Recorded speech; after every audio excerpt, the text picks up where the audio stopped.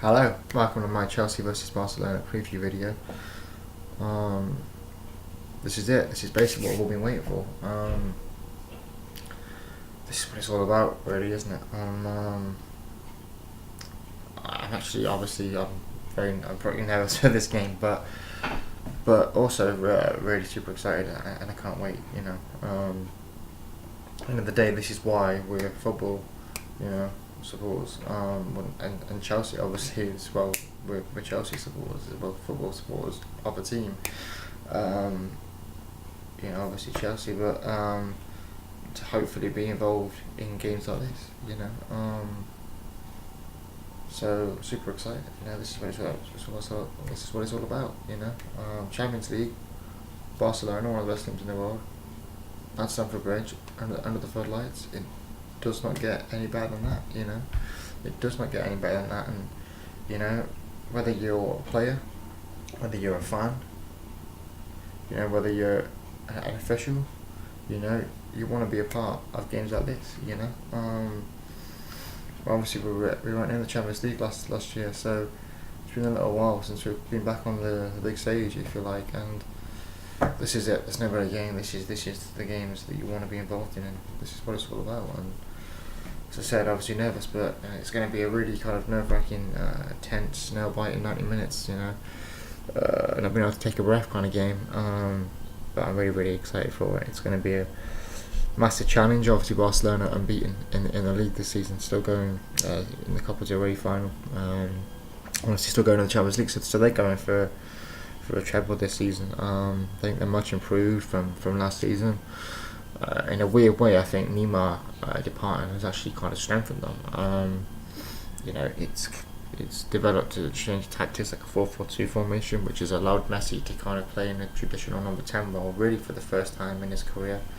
I think Alvarez being on that left hand side has been on fantastic form this season. Dipped last season, but fantastic this season. The understanding between him and Messi, I think, speaks for itself with the number of assists that they've both got. And I think stopping him will go, will go some way towards getting a result. And Victor Moses there is going to have a job on his hands, but it's really important that Victor Moses tries to keep Alba at bay.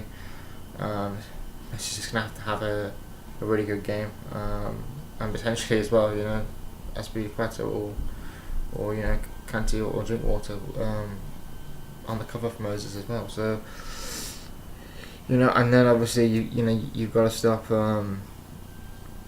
Messi, which we've had success doing. He hasn't scored against us in I think it's 8 previous meetings, which is the longest draw against any team.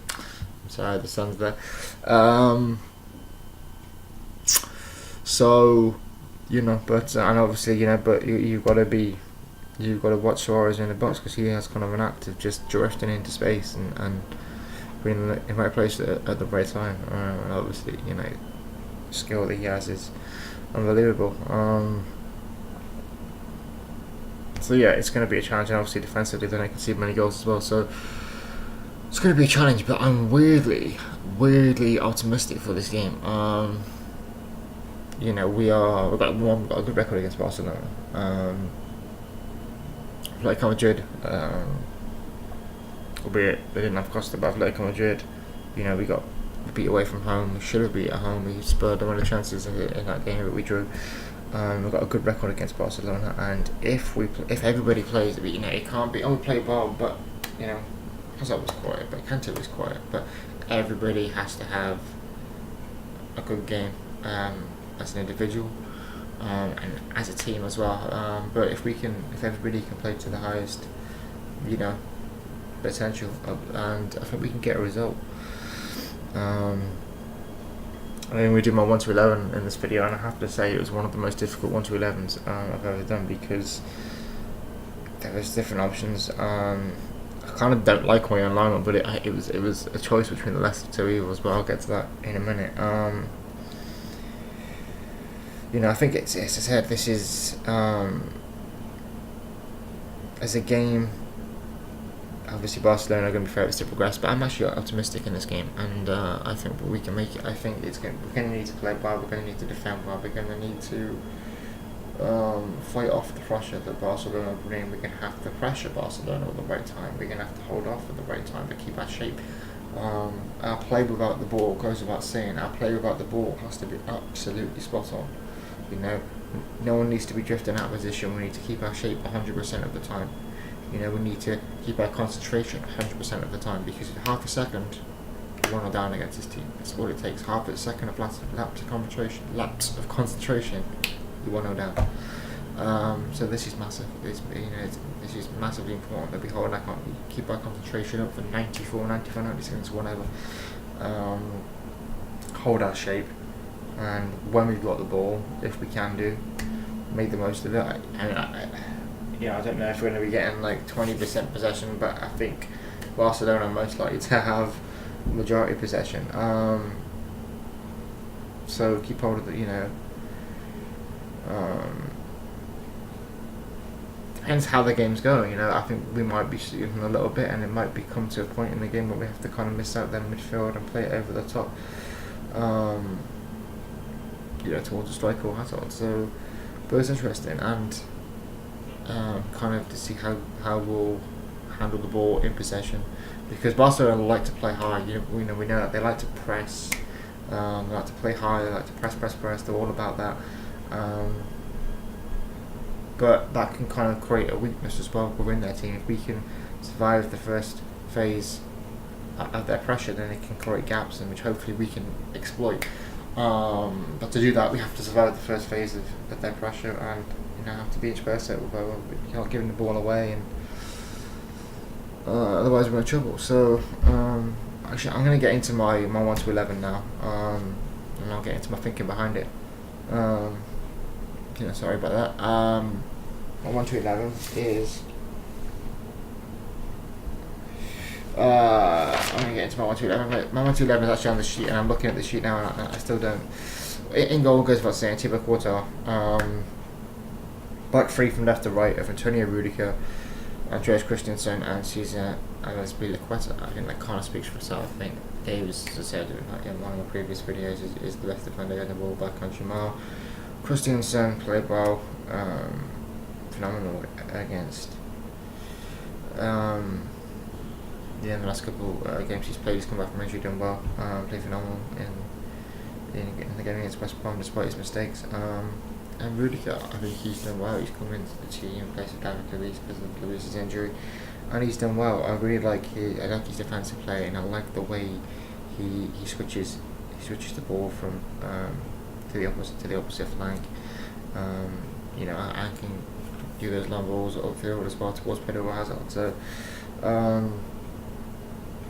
it takes out some phases of the play, and like what takes us 2 or 3 passes can sometimes be done in one. I like that element that he brings to the team. He brings that kind of imagination, I think, to the team, and tries to make something happen from an attacking point of view. So I really like that in Antonio Rudiger. The left wing back position, Marcos Alonso.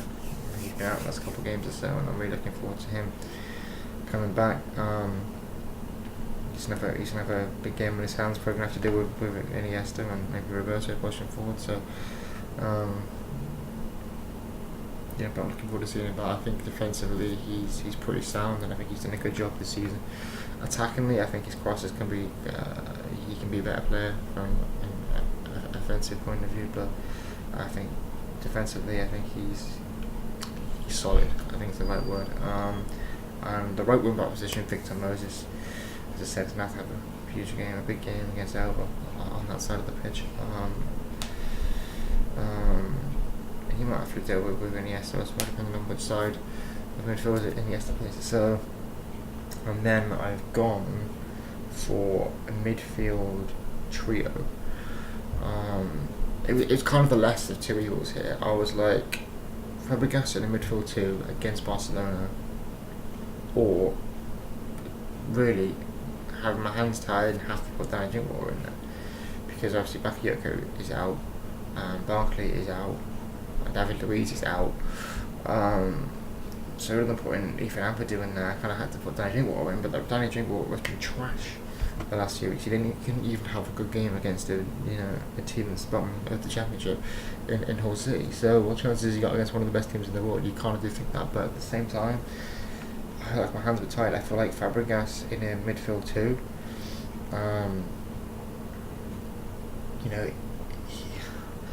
That's not his. That's not when he excels. He's not natural at that position. Is he going to do the defensive work required? In order not to give the space to Polino, not to give the space to Messi. I just think that's not going to. No, I don't think he will. And I think Fabregas in the midfield too is going to need way too much space to the likes of Polino, the likes of Messi, and then that's obviously going to create space around them as well. So for the other players as well. So that's how I went for midfield three. So I've gone for midfield three of N'Golo Kante, which is obviously a given. I'm sure he'll thrive in these types of games.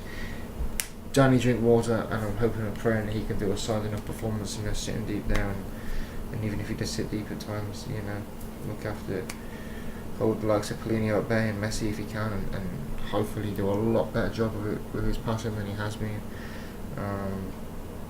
That's Fabregas. As well in there, which I think in a midfield trio, I think he could, with kind of no risk kind of with him, hopefully with the other two doing the job, there'll be no space for the likes of Messi, for the likes of Polino, and hopefully then he can look kind of relaxed, but when you've got like two defensive minded players in a midfield trio, he can kind of maybe push forward a little bit and the other two will drop back a little deeper and hopefully pick up some beautiful balls to Hazard or Morata, and then we can exploit and then go in front. And obviously that means then Hazard will be in the number 10 role. And up front, again, this was a difficult one because I think in that system with that formation, particularly playing against the team, they're going to have to keep hold of the ball. But I think Giroud would probably suit the formation better, that system better, and I think would hold up the ball better than Morata. And again, we could do with keeping the ball. But I still think you have to go with on paper your best striker you paid 60, 70, whatever it was, million for, 58 million or something.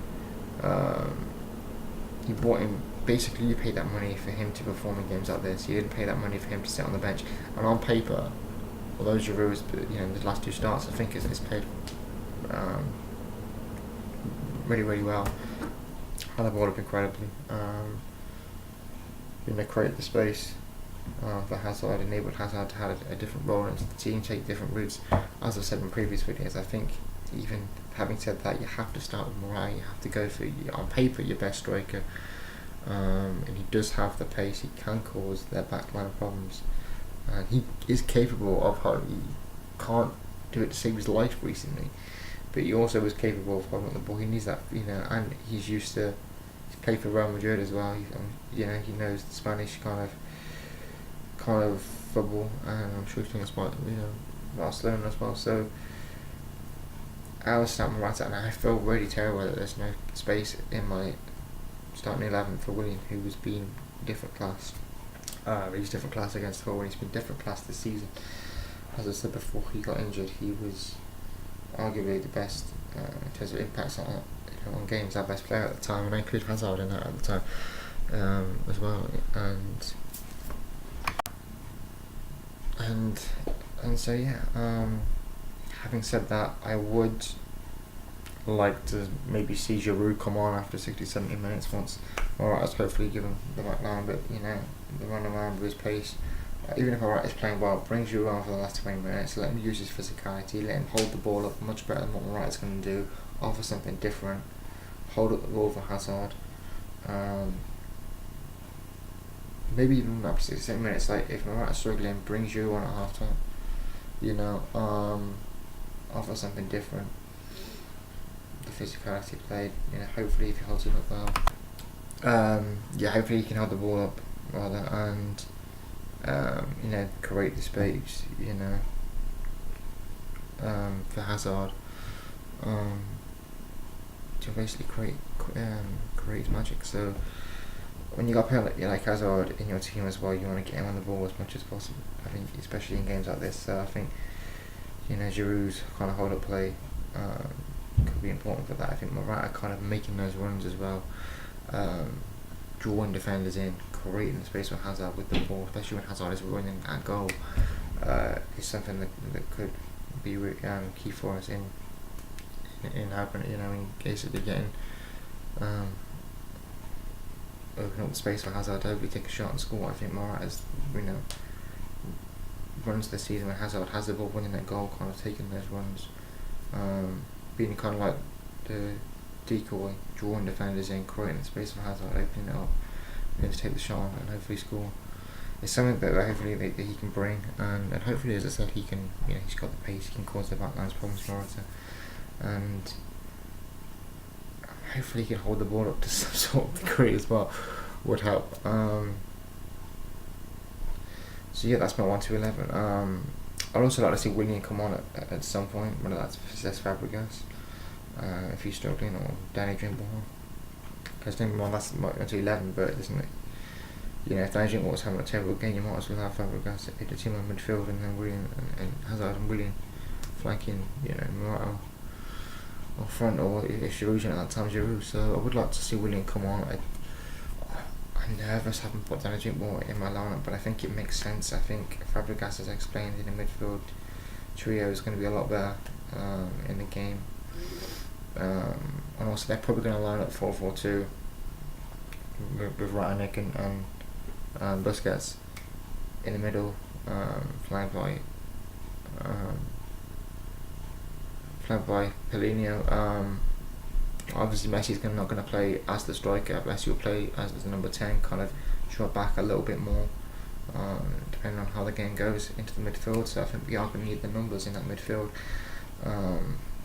Plus, as I said, if Fabregas is I think Fabregas has to play. He's going to be much better suited for this game in a midfield trio.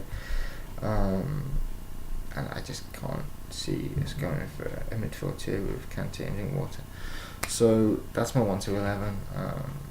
We're going to have to play a fantastic game to win, which I think more than capable of. I'm super, super, super excited for this game.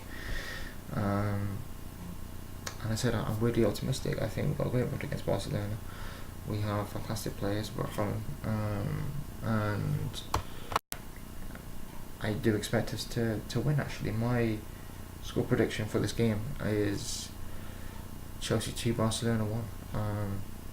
Call me crazy, I'm confident that we're going to win this game. I'd rather Barcelona didn't get the away goal. I think 1-0 would be an awesome result. I don't think 0-0 would be the worst result. Not that I'm saying we shouldn't go to win the game, because you absolutely should, but I don't think 0-0 will be the worst result. We're more than capable of scoring out there, and any type of score draw will take us through. 1-0 will be a great result. 2-0 will be a better result. I'd rather they didn't score the away goal. 1-0 will be a much better result than 2-1, but I'll take any kind of lead back to the Nou Camp. And I think we will win the game. I think we'll perhaps score one, and they'll come back and grab a goal, and then I think we'll go on to get the winner. Maybe Giroud come on, or Willian come on, and then we'll go on to get the winner. That's my 1-11. That's my prediction. Super excited for this game. Cannot wait. Doesn't get any better than this. Chelsea, Barcelona, Champions League, Stamford Bridge, under the floodlights. As I said, cannot wait for this game. Count down the hours right now. Super excited, super nervous. Hopefully we can win. Thanks very much for watching this video. Appreciate it. Have a great Monday, and come on, you Blues.